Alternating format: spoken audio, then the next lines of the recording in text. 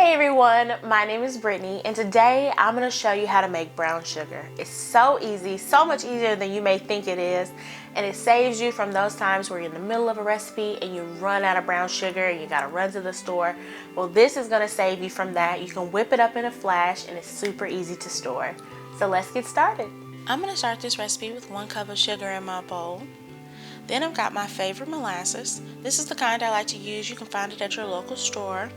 I'm just going to put 1 tablespoon of molasses right over top of my sugar. Make sure you get it all out, it's very sticky. Then start to mix it up. I like to do a couple swirls, couple mixes. Then I like to start going in with the back of my fork.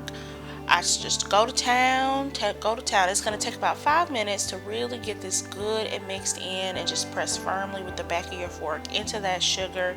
Get it nice and mixed up. Once you don't see any more of those dark brown spots, then you know that your sugar is all nice and mixed in. You've got a good even brown sugar just like this. So it's light, it's loose, it's not hard and compacted, it's super easy to make, and now you've got a light brown sugar. You can store this in your cabinet for several weeks, several days, as long as it takes you to use it, honestly, just like you would your normal brown sugar from the grocery store. I like to store mine in an airtight Tupperware container, or I've got some nice bins that sometimes I'll store larger quantities in as well. Or you can use this straight into a recipe and you're ready to go. Now if you want to make dark brown sugar, it's just as easy to make. I'm just going to add another tablespoon of molasses right on top of my brown sugar and give that a thorough mix like before. You really want to work it in because now you've got double the molasses working for you. So give it a nice mix.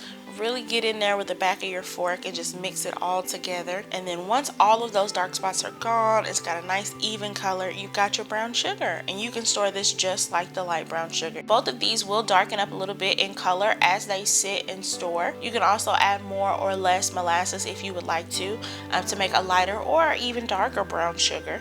And that's it. Look at how that turned out. So easy to make at home. Such a lifesaver for me personally, and I hope it's a lifesaver for you guys as well.